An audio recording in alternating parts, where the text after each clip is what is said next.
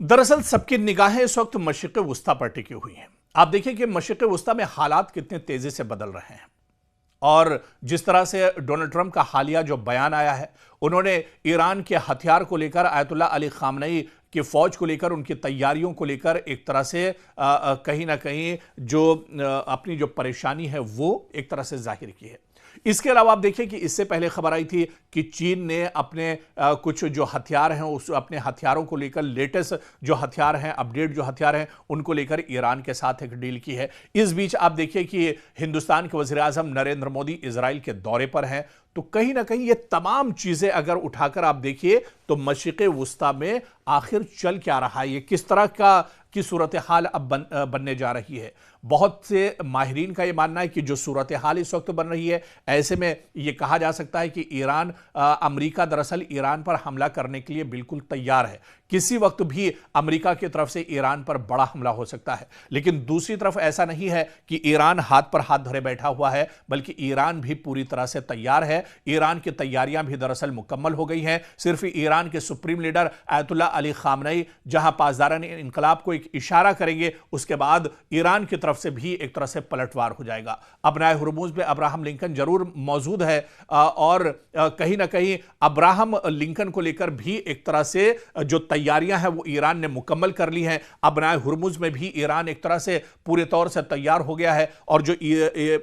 चीन के साथ ईरान की जो डील हुई है, इस डील के बाद ईरान कहीं ना कहीं एक तरह से काफी मजबूत है। लेकिन इस बीच वज़ीर आज़म नरेंद्र मोदी का जो दौरा है, इस पर भी निगाहें टिकी हुई हैं और इस पर भी यह कहा जा रहा है कि क्या वज़ीर आज़म नरेंद्र मोदी मशरिक़ वुस्ता में इस कशीदगी को कम कर सकते हैं। उनके इजराइल दौरे को लेकर दरअसल बहुत सी उम्मीदें जताई जा रही हैं। लेकिन जो सबसे बड़ी बात इस वक्त और सबसे अहम बात है वो यही है कि ईरान और अमेरिका एक तरह से बहुत बड़ी जंग की तरफ बढ़ रहे हैं। ईरान ने जवाबी हमले की पूरी तैयारी कर ली है। इजराइल के लिए बड़े खतरे की घंटी बज गई है। जी हां,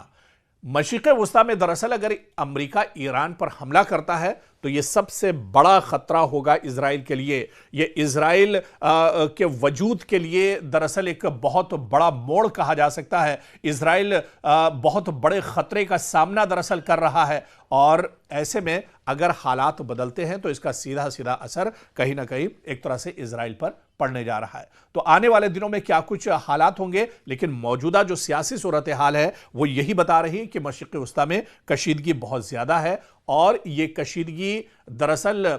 ये कभी भी जो चिंगारी है, अगर एक चिंगारी यहां से उठती है तो ये बहुत बड़ा शोला बनेगी और इस शोले में सिर्फ ईरान और अमेरिका नहीं बल्कि मशरिक़ वुस्ता और मिडिल ईस्ट की अगर बात की जाए तो इसमें कई ममालिक हैं ऐसे जो इसकी लपेट में आ सकते हैं। और इसमें जो सबसे बड़ा खतरा है वो दरअसल इजराइल को है, क्योंकि ईरान की अगर हम बात करते हैं, ईरान ने दरअसल अपने कई ऐसे छोटे छोटे गुट हैं जो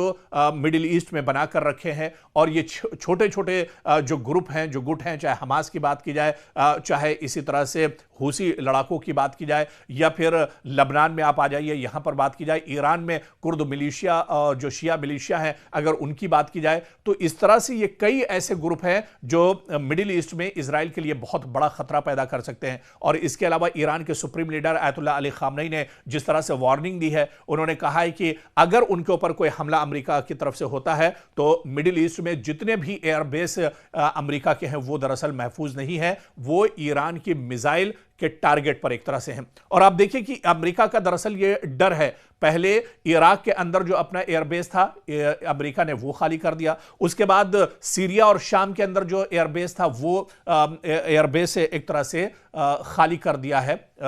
अमेरिका ने। तो ये अमेरिका के अंदर एक तरह से डर है और हालिया बयान जो डोनाल्ड ट्रंप का है वो भी ये बताता है कि कहीं ना कहीं जंग अमेरिका जरूर चाहता है, लेकिन जंग की आड़ में अमेरिका भी एक तरह से डर का शिकार है। आने वाले दिनों में क्या कुछ सूरत हाल होगी ये देखना भी बहुत अहम होगा, लेकिन इतना जरूर है कि अमेरिका और ईरान की अगर जंग छिड़ती है तो इसके नतीजे पूरी दुनिया पर इसके असर एक तरह से पड़ेंगे। मशरिक़ वुस्ता में दरअसल अगर अमेरिका ईरान पर हमला करता है तो यह सबसे बड़ा खतरा होगा इजराइल के लिए। यह इजराइल के वजूद के लिए दरअसल एक बहुत बड़ा मोड़ कहा जा सकता है। इजराइल बहुत बड़े खतरे का सामना दरअसल कर रहा है और ऐसे में अगर हालात बदलते हैं तो इसका सीधा सीधा असर कहीं ना कहीं एक तरह से इजराइल पर पड़ने जा रहा है। तो आने वाले दिनों में क्या कुछ हालात होंगे, लेकिन मौजूदा जो सियासी सूरत हाल है वो यही बता रही है कि मशरिक़ वस्ता में कशीदगी बहुत ज्यादा है और ये कशीदगी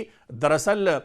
ये कभी भी जो चिंगारी है, अगर एक चिंगारी यहां से उठती है तो ये बहुत बड़ा शोला बनेगी और इस शोले में सिर्फ ईरान और अमेरिका नहीं बल्कि मशरिक़ वस्ता और मिडिल ईस्ट की अगर बात की जाए तो इसमें कई ममालिक हैं ऐसे जो इसकी लपेट में आ सकते हैं। और इसमें जो सबसे बड़ा खतरा है वो दरअसल इजराइल को है, क्योंकि ईरान की अगर हम बात करते हैं, ईरान ने दरअसल अपने कई ऐसे छोटे छोटे गुट हैं जो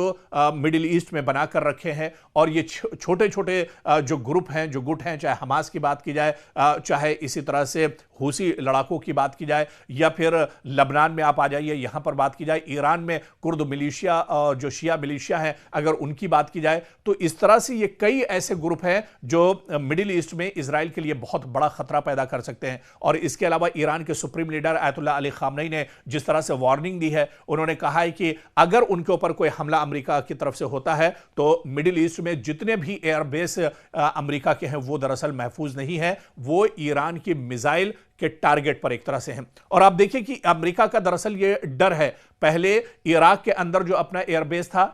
अमेरिका ने वो खाली कर दिया, उसके बाद सीरिया और शाम के अंदर जो एयरबेस था वो एयरबेस एक तरह से खाली कर दिया है अमेरिका ने। तो ये अमेरिका के अंदर एक तरह से डर है और हालिया बयान जो डोनाल्ड ट्रंप का है वो भी ये बताता है कि कहीं ना कहीं जंग अमेरिका जरूर चाहता है, लेकिन जंग की आड़ में अमेरिका भी एक तरह से डर का शिकार है। आने वाले दिनों में क्या कुछ सूरत हाल होगी ये देखना भी बहुत अहम होगा, लेकिन इतना जरूर है कि अमेरिका और ईरान की अगर जंग छिड़ती है तो इसके नतीजे पूरी दुनिया पर इसके असर एक तरह से पड़ेंगे।